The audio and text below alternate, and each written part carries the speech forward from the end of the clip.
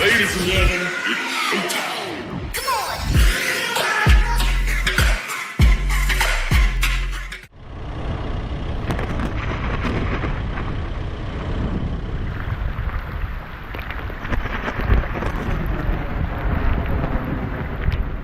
It is a grey and rainy morning at Valmikinagar, in the West Champaran district of the state of Bihar.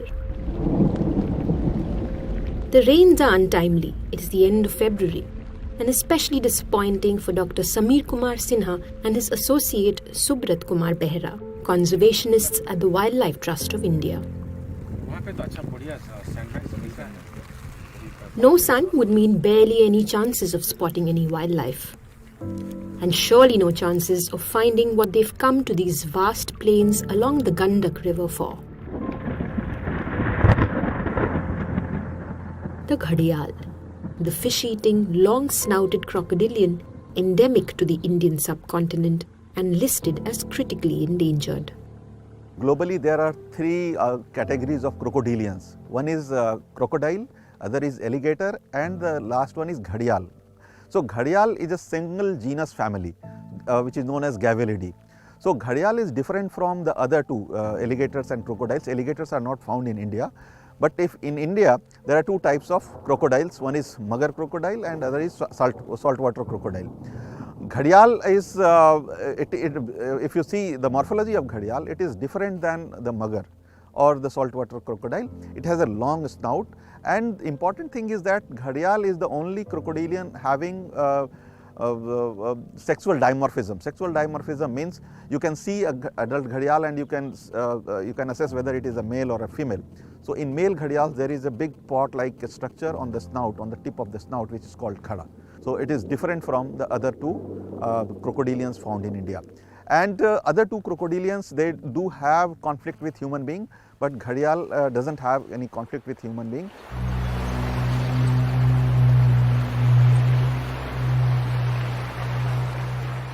A Himalayan tributary of the Ganges, the Gandak descends into the Indian plains at Valmikinagar from Nepal, where it is called the Narayani.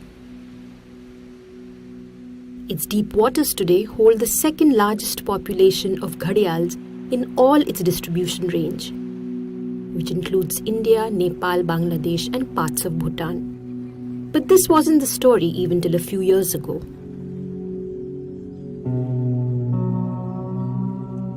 The location of the Gandak along the Indo-Nepal border and then between the states of Uttar Pradesh and Bihar had been a hotbed for bandits and antisocial elements for the longest time, making it impossible for its waters to be surveyed for wildlife.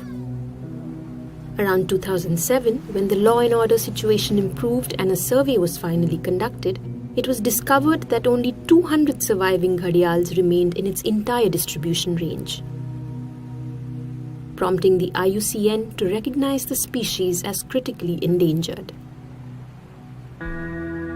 Gharials have been on the red list ever since. A survey was undertaken in Gandak River in 2010 January. So it was a multi-organizational, multi-species survey. So otter, Gharial and Gangetic dolphin, they become the focus area of the survey, focus species of the survey. So this multi-organizational, multi-species survey was started it was done in January 2010. We were also a part of that survey. During that survey, we found 10 Gharials in the river. 10 Gharials were directly sighted. Apart from that, evidences of 5 more Gharials were located. So we felt that yes, at least 15 Gharials are in the river system. And after that 2010 survey, we pursued with the Bihar Forest Department, and our idea was to strengthen the existing wild population, because 10 individuals of a critically endangered species, Gharial is a critically endangered species. 30 sub-adult Gharials were released from the Patna Zoo into the river in 2 phases and closely monitored. Some satellite tagged, some tagged with radio transmitters. By 2015, the numbers had risen to 54. These 54 Gharials, it didn't include our released individuals. So from there, in that survey, we recorded that there are few yearlings also. Yearlings means the length of Gharial was about 1 meter or less than that. and it means that the breeding of the species is going on somewhere in the river.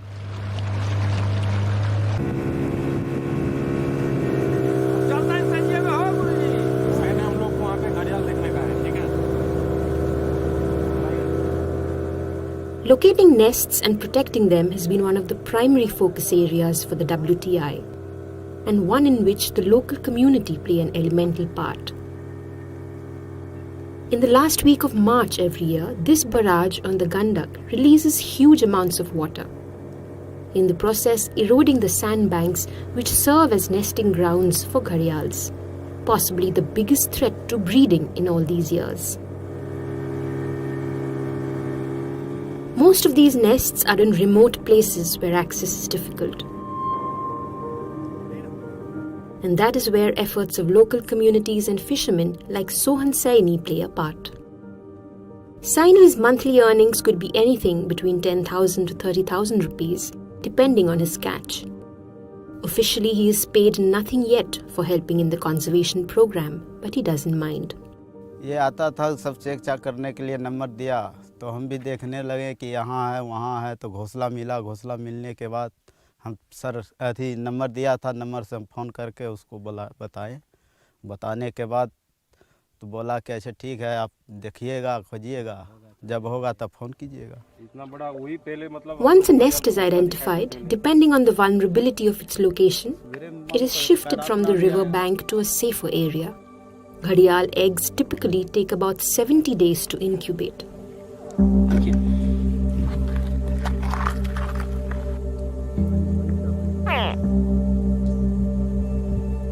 Once ready for the wild, the hatchlings are released back into the river.